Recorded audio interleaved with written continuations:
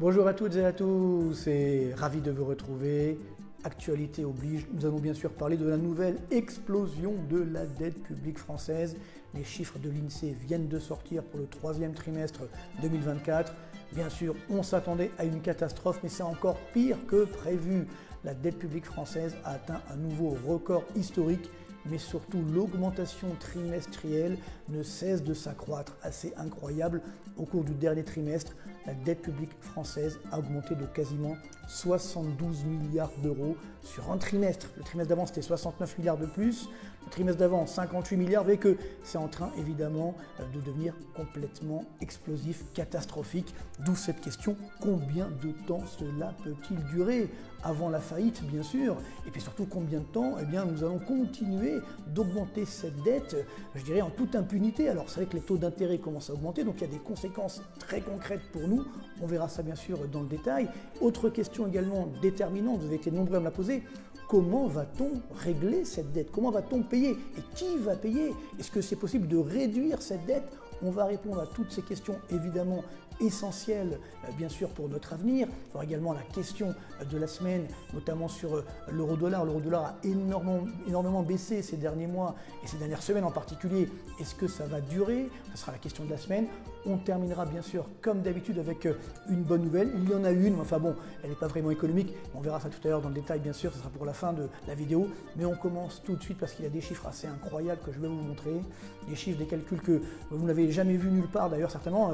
Je les ai faits vraiment pour vous. Nous allons voir ça dans le détail. Et d'abord, bien sûr, ce premier graphique catastrophique. On le connaît, sauf que évidemment ça ne cesse d'augmenter, l'augmentation de la dette publique. Voilà le nouveau record de la dette publique française atteint au troisième trimestre 2024, 3 303 milliards d'euros. On ne se rend même pas compte de ce que ça représente tellement c'est énorme.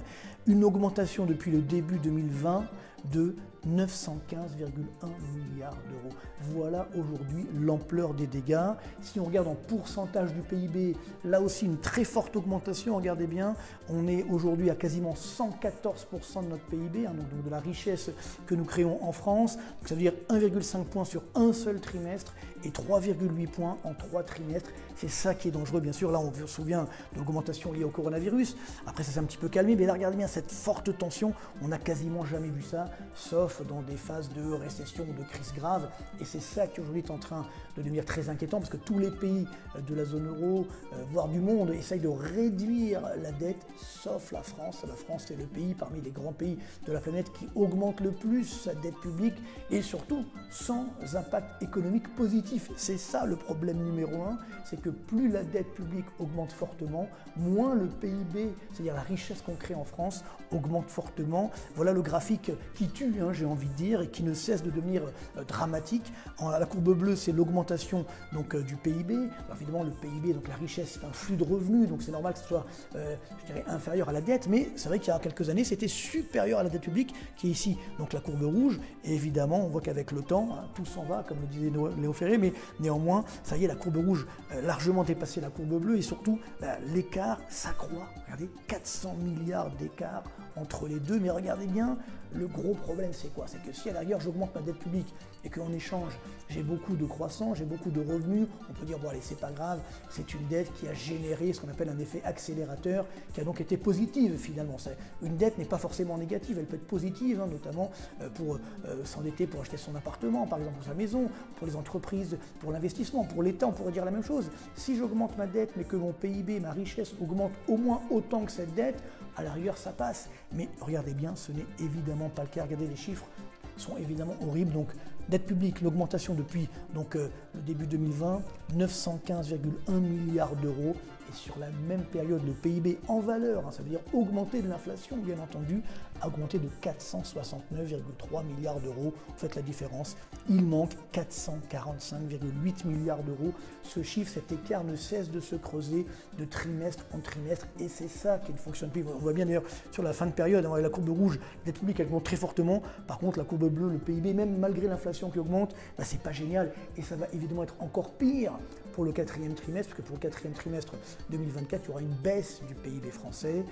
Donc ce qui veut dire que, bien entendu, ça risque d'être, l'écart va encore se creuser, et c'est ça le drame. Regardez, si on regarde sur plus longue période, hein, depuis justement 2017, soi-disant on devait changer la France, eh bien la dette publique a augmenté de 1046 milliards, plus de 1000 milliards d'augmentation, alors que le PIB a augmenté que de 609,7 milliards d'euros. Voilà le problème, c'est une dette à fond perdu, j'ai envie de dire, qui ne génère pas d'activité économique. Et c'est ça qui aujourd'hui est très dangereux pour l'avenir de notre économie, l'avenir évidemment de notre pays. Alors si je fais d'autres comparatifs, je vous ai fait effectivement aujourd'hui l'augmentation de la dette publique, donc 38,3% donc depuis le début 2020. C'est évidemment énorme. Si on compare aux autres, je dirais, grandeurs françaises, le PIB en valeur, donc augmenté de l'inflation sur la même période, augmenté de 19,3%, quasiment du simple au double. Je ne sais pas si on se rend compte de l'ampleur des dégâts. Alors c'est vrai que les dépenses publiques ont augmenté de 23,5%. Donc vous voyez que la dette publique a augmenté plus que la dépense publique, mais quand même 23,5% d'augmentation des dépenses publiques, et là aussi plus que le PIB. On voit bien que ce n'est pas sérieux et que cette dépense publique, évidemment, est très mal utilisée. Alors c'est sûr que la charge d'intérêt de la dette a augmenté là aussi de 54,2%, plus que la dette globale d'ailleurs. Ça c'est pour ceux qui disaient non mais la dette ça ne coûte rien, hein, vous savez les taux d'intérêt sont à zéro. Voilà, la charge, parce que les charges d'intérêt de la dette que nous payons chaque année, et pour ça qu'il y a un S à charge, ont augmenté de 54,2%. Hein. Voilà ces charges qui augmentent d'année en année, et c'est ça qui est extrêmement dangereux bien entendu. Alors sur la même période, parce qu'on me dit parfois oui mais c'est pas grave, l'inflation va payer la dette, ça augmente plus que la dette. Mais alors regardez bien l'inflation, hein, les prix norme INSEE, ça a augmenté, on va dire, de 14%. 38% pour la dette publique, donc elle a augmenté bien plus que l'inflation. Population totale autour des 1,4% d'augmentation, et l'emploi, regardez, l'emploi salarié a augmenté seulement de 5,3%.